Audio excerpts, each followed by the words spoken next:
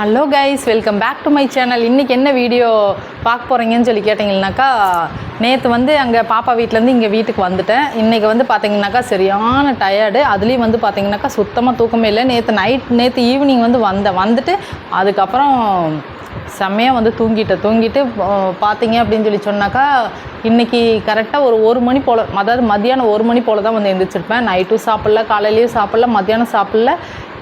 இப்போ தான் பார்த்திங்கன்னா ஒரு 1/2 ஹவருக்கு முன்னாடி சாப்பாடு குழம்பு செய்யலாம்னு சொல்லிட்டுன்ட்டுன்னு. ஏன்னா காலையில் எந்திரிச்சிட்டு பார்த்திங்கனாக்கா வீடெல்லாம் ரொம்ப ஒரு மாதிரி இருந்தது. அதனால் எல்லாத்தையும் கொஞ்சம் அப்படியே நீட் பண்ணிவிட்டு அதுக்கப்புறம் சரி சமைக்கலாம். ஏன்னா பசி வேறு அதிகமாக இருக்குது. ஆனால் சமைக்கிறதுக்கு மனசே கிடையாது. ஏன்னு சொல்லி கேட்டிங்கனாக்கா, இந்த டிப்ரெஷன் சொல்லுவாங்களே, அந்த டிப்ரெஷன் என்னன்னு சொல்லிட்டுன்ட்டுன்னு இன்றைக்கி தான் அதை நான் உணர்ந்தேன். ஏன்னாக்கா தலைவலி காய்ச்சலும் தனக்கு வந்தால் தான் தெரியும். அதே மாதிரி தான் இன்றைக்கி எனக்குமே. நான் என்றைக்குமே யார்ட்டையுமே என்னோடய ஃபீலிங்ஸை நான் வெளியே சொல்லவே மாட்டேன்.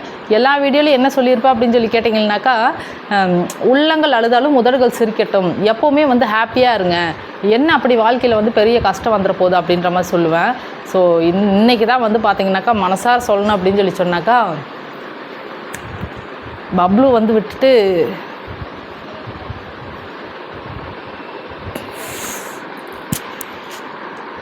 இல்லை, அது ரொம்ப கஷ்டமாக இருக்குது. என்னென்னா பாப்பாங்களை கூட பார்த்திங்கன்னா கைக்குள்ளேயே தான் வச்சு பார்த்தேன். ஆனால் என்னன்னு சொன்னீங்கன்னா,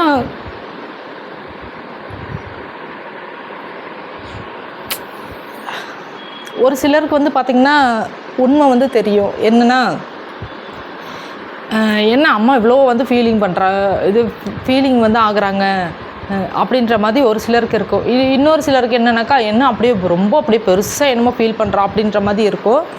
ஏன்னா வெளியிலேருந்து பார்க்குறவங்களுக்கு அப்படி தான் தெரியும். ஆனால் இந்த வீடியோ நான் போஸ்ட் பண்ணதுக்கப்புறம் பார்த்திங்கனாக்கா, என் பொண்ணே பார்த்தா கூட பார்த்திங்கனாக்கம்மா, ஏம்மா இந்த மாதிரி இது ஃபீல் பண்ணிருக்கா, நீ பேசாமல் நீ கிளம்பிவா அப்படின்ற மற்ற சொல்லுவாள். அவள் என்றைக்குமே அவள் கூடயே இருக்கணும் அப்படின்ற மற்ற அவள் நினைப்பான். ஆனால் எனக்கு என்ன அப்படின்னு சொல்லி சொன்னாக்கா, என்றைக்கு இருந்தாலும் பார்த்திங்க அப்படின்னாக்கா, ஆயிரம்தான் தங்கமாக பார்த்தாலும் கொண்டாலும் மருமகன் வீட்டில் இருக்கிறது எல்லாத்துக்கும் ஒரு கஷ்டமாக தானே இருக்கும்.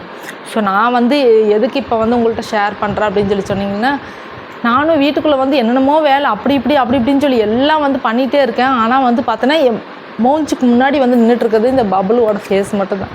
நானும் அவனோட ஃபோட்டோஸ் எல்லாம் எடுத்து பார்த்துக்கிட்டே இருக்கேன். இதே பாப்பாட்ட சொன்னேன்னு வச்சுக்கோங்களேன், பாப்பா வீட்டுக்கு போனால் பப்ளுவோட நினப்பாவே இருக்குது அப்படின்னு சொல்லி சொன்னாக்கா, என்றைக்குமே அவள் பார்த்திங்கனாக்கா உடனே என்ன பண்ணுவாள் அப்படின்னாக்கா, நான் ஃபீல் பண்ணக்கூடாதுன்ட்டு அதிகமாக யோசிப்பேன். உடனே என்ன பண்ணுவானாக்கா, டக்குன்னு இங்கேயே கிளம்பி வந்துடுவாள்.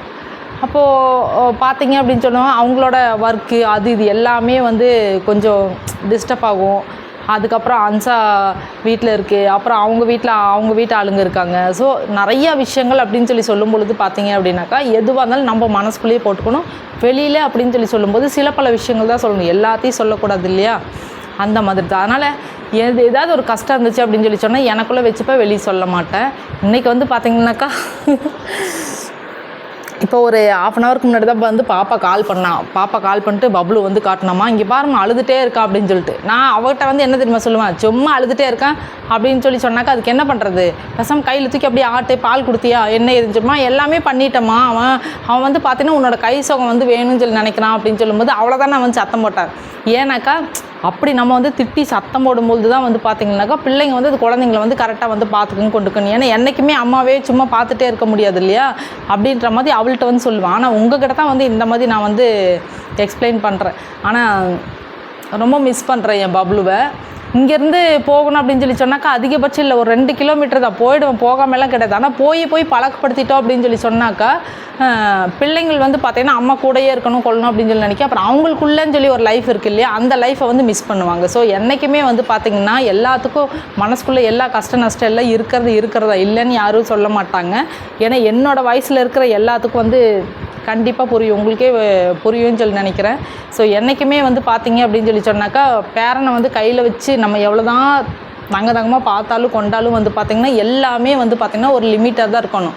எல்லாமே அளவோடு இருந்துச்சு அப்படின்னாக்கா நம்மளுக்கு என்றைக்குமே லைஃப் ஃபுல்லாக எல்லாமே நல்லபடியாக போயிட்டுருக்கு. ஏன்னா மருந்தாக இருந்தாலும் விஷமாக இருந்தாலும் சாப்பாடாக இருந்தாலும் வந்து பார்த்திங்க அப்படின்னாக்கா அளவுக்கு மீறி போச்சுன்னா அமிர்தமும் நஞ்சாய் போயிடும். அதனால் என்றைக்குமே வந்து நம்ம பெத்த பிள்ளையாக இருந்தாலும் மற்றவங்களா இருந்தாலும் யாராக இருந்தாலும் வந்து டிஸ்டன்ஸ் வந்து மெயின்டைன் பண்ணி போயிட்டுருக்கிறது வந்து ரொம்பவுமே ஒரு நல்ல விஷயம் அப்படின்னு சொல்லி என்னோடய அனுபவத்தில் வந்து நான் சொல்கிறேன். அது என்னோடய வயசில் இருக்க பேரண்ட் எல்லாத்துக்குமே வந்து தெரியும்.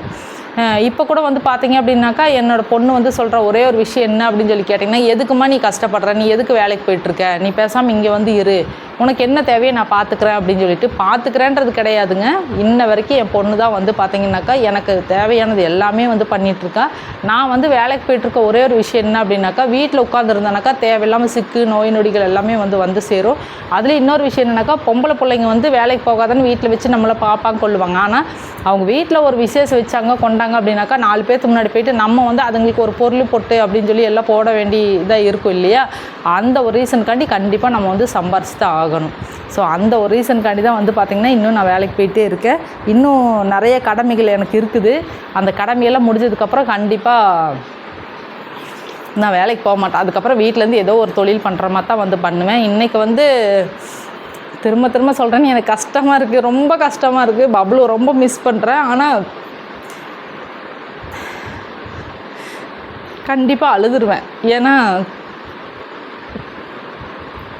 சத்தியமாக இந்த வீடியோ பார்த்தாலுனாக்கா பாப்பா வந்து என்னை கண்டிப்பாக திட்டுவா, எதுக்குமா இந்த மாதிரி வீடியோ வந்து போட்டால் நீ அழுது அப்படின்ற மாதிரி வந்து சொல்லுவா. இருந்தாலும் வந்து பார்த்தீங்கன்னாக்கா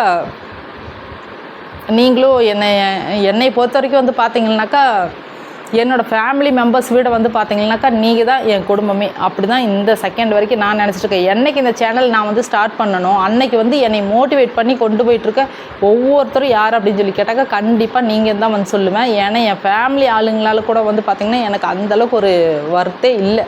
சும்மா அதை எல்லாம் சொல்லுவாங்கள்ல, சொந்தமெல்லாம் சும்மான்னு சொல்லிட்டு, அதே மாதிரி தான் சேம் என் வீட்லேயுமே.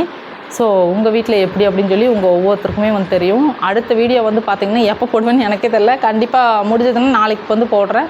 இப்போ வந்து இந்த வீடியோ இதோட வந்து நான் கம்ப்ளீட் பண்ணிக்கிறேன். ஏன்னாக்கா எனக்கு பேசவே முடியல, கொஞ்சம் திக்குது, அதுக்கப்புறம் திணறுது, முடியல. உங்களுக்காண்டி சும்மா அப்படி சிரிக்கிறேன்.